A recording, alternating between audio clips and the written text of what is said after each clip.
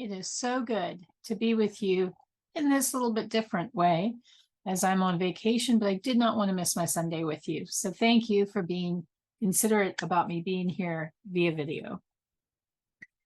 Growing up, I was convinced I was an alien. Now, not in the way we normally see them portrayed in television and movies. No, I just felt like I wasn't from here. Like I didn't fit in. Like I was figuring out how to be human all of a sudden. I would joke that I never really learned how to be a girl. And it was true in a way. You see, I'm the oldest child of my parents and the first daughter for my dad. He was married before and had 4 other boys. So I joked that my dad never really knew what to do with a girl. So I learned how to build things, how to use real tools, how to hang drywall and lay tile and fix basic electronics. He taught me how to fix a car before I could drive. Now, my mother did teach me how to sew, how to do crafts, and while I didn't learn to crochet or knit from her, I learned because I wanted to play with yarn too. My mother made almost all my clothes when I was growing up. And to be honest, though it wasn't what I wanted, it was whatever she thought I should wear. In high school, I was buying more clothes, but still had a lot made for me. I wanted to wear the long broomstick skirts that were popular in the 90s, and she wanted me to wear mini skirts because I had, quote, good legs from dancing. I learned how to do my makeup from my friends, and every time I did it, I felt like I was an actor playing a role. I didn't quite feel like I was a girl, yet I didn't really feel like a boy. And although I was always jealous of the things the boys got to do that I didn't once I hit a certain age. My mother called it being a tomboy, and she said it with that twinge of voice that let me know that wasn't really a good thing. But even that wasn't a good word to describe me. Yeah, I liked doing guy stuff, climbing trees, riding bikes, getting messy playing in dirt and mud, climbing any huge dirt pile I could find, etc. But I also liked doing some girl stuff, arts and crafts, making up stories with my Barbies, doing my nails, sitting quietly and reading. And yes, I know none of these things are inherently male or female, but this was the 90s, so it kind of was seen that way. I didn't really feel like I fit in for most of my life. I didn't have the words to describe my feelings, so no one knew.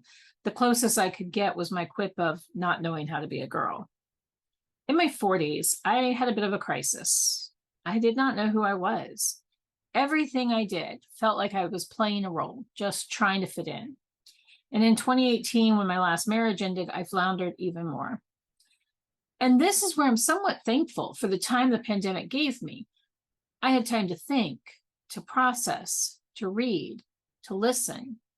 You see, there was a reason I didn't fit in with either the guys or the girls, because I'm not either one. Thank goodness for good friends who have language to share with me. So, story time. In late 2019, I started cutting the sides of my hair very short. It was just too hot to have a full head of curly hair in Florida. And if I'm being honest, I never really knew what to do with my hair when it was long. I cut it a bit shorter on the sides every time I cut it. And every time I did, I felt a bit freer. During the pandemic, I quit having to put on clothes that I thought I was supposed to wear.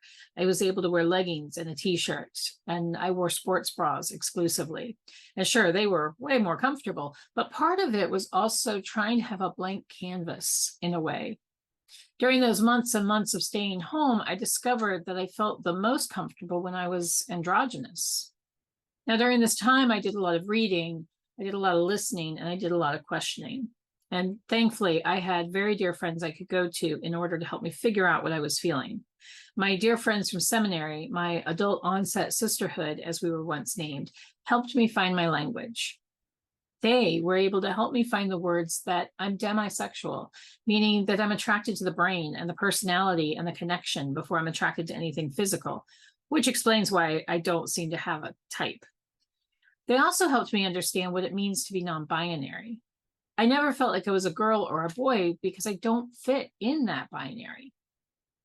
Now, 3 years ago, I was at my very first Pride event, and it was absolute pure joy.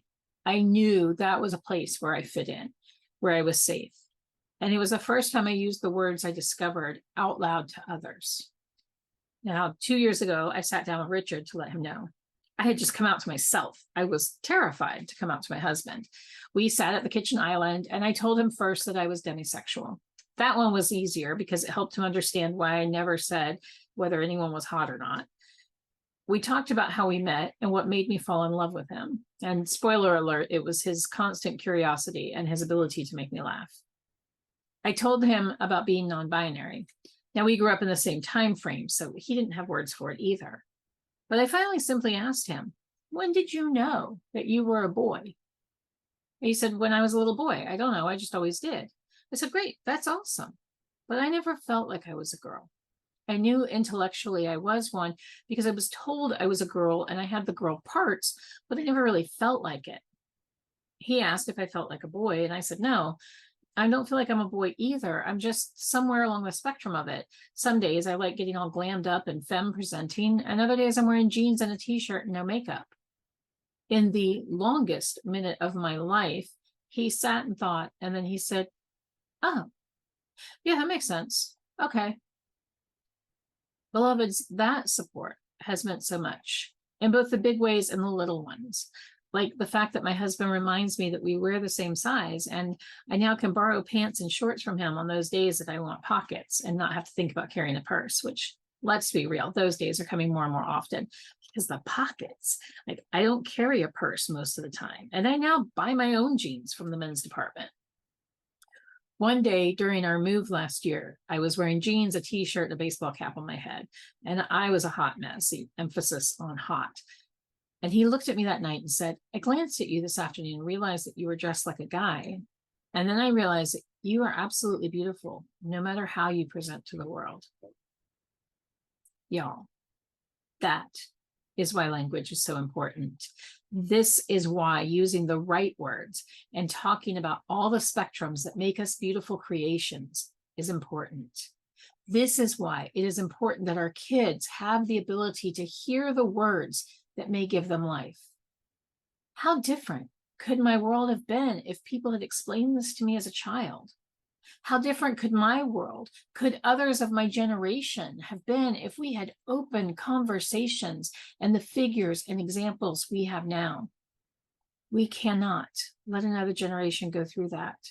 We must be willing to say gay, to say queer, to speak life to the words that will give a child, a teen, an adult the ability to know they aren't weird or alien, that they are who they are and they are loved for that.